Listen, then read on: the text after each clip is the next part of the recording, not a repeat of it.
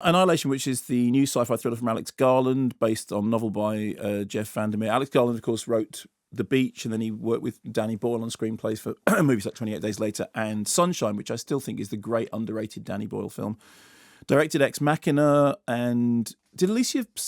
Who was it who came on the show when Ex Machina came? Was it Donald Gleeson? It was Donald Gleeson. It was Abdominal himself. Abdominal Gleeson came on, which is a really, really terrific film. Anyway, so Annihilation, which has had some theatrical release in America, but for us here, it's straight to Netflix release. I think there have been a couple of screenings, but it's basically a Netflix streaming release.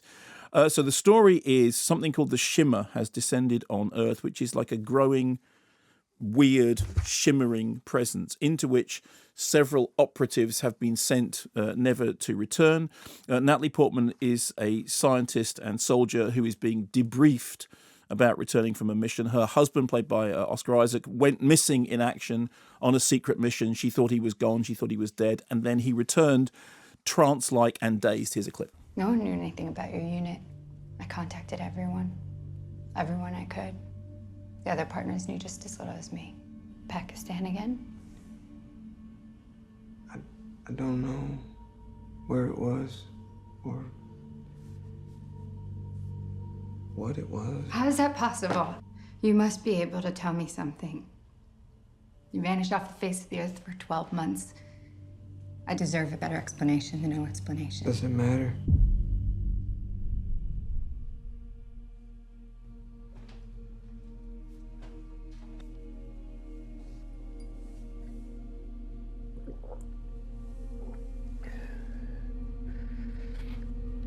I don't feel very well.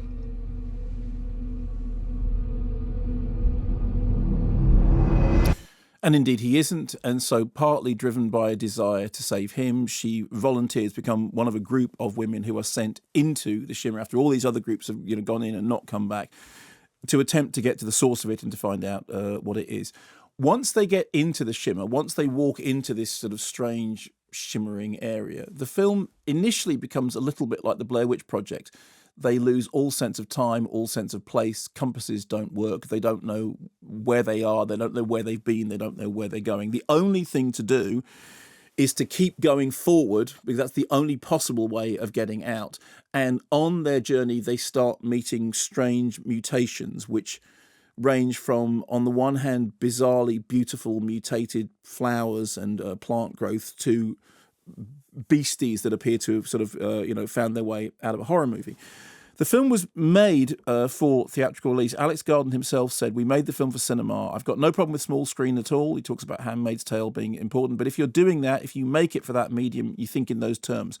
It is what it is. The film is getting a theatrical release in the States, which I'm pleased about. But one of the pluses of Netflix is that it goes out to a lot of people. You don't have that strange opening weekend thing. So it's got pluses and minuses. I watched it on Netflix. I do wish I'd been able to see it on a big screen, not least because I thought the visuals were very, very interesting. The whole kind of evocation of the shimmer was something which cried out to be seen on the big screen. But I understand that many people, getting used to watching things on the small screen is normal. There are certainly many releases we talk about that people watch either on a streaming service like Curzon Home Cinema or on DVD. So it is becoming more and more the way that people will watch movies. And certainly some people have televisions at home that are as big as some of the TV screens they go to. The things that this reminded me of, there is, as there is with Sunshine, there's a dollop of Event Horizon in there. There's a large echo of David Cronenberg, the idea of viral mutations and seeing things as being change, being led by change rather than led by monstrousness. This is actually an idea which Cronenberg shares very much with Guillermo del Toro, and I think it's one of the more fascinating areas of what's previously been thought of as monster cinema. There's also, if you saw that film, The Girl with All the Gifts, Girl with All the Gifts was a really interesting movie that the studio really got behind in UK cinemas, and it didn't find its audience there at all. And I thought it was terrific. I thought it was really, really great. And there were moments in this that reminded me of the same tone as The Girl with All the Paddy Gifts. Considine was in that, wasn't he? Everybody was in. I mean, that was a really, really good cast. And Gemma Arterton, a very, very fine film. What's interesting is this, like Stalker or something, it's a film which uses science fiction to be a film about ideas. It's about psychological space. You can see this again in Sunshine, again, which didn't find its audience in cinemas, although weirdly enough, that was a film which opened on the hottest day of the year, and the old maxim, therefore, Sunshine was killed by the sunshine.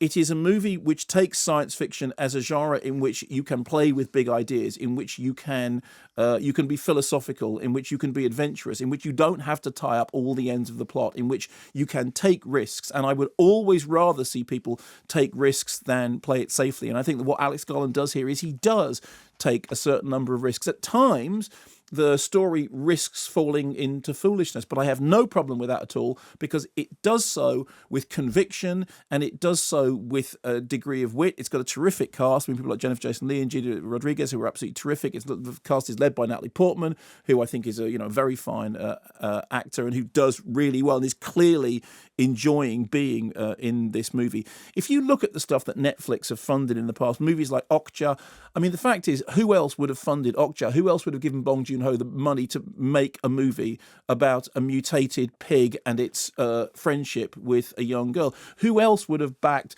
Duncan Jones making Mute and allowing him to make it on completely his own terms, despite the fact that it's a really, really weird and frankly very, very alienating production? In the case of this, my own feeling is it's a science fiction film that can hold its head up among all the theatrically released science fiction films, and I would have liked to have seen it in the cinema. I think it's a shame that I didn't get a chance to see it on the cinema, but watching it on Netflix, where recently I've seen The Cloverfield Paradox, which was a load of old pants, and then this, which is a really, really fine, entertaining, ideas-led, thoughtful, adventurous science fiction movie that's made with conviction by people who are interested in science fiction as being a genre of ideas. I thought it was a really fine piece of work, and I'm really excited about it. I'm going to go back and watch it again tonight.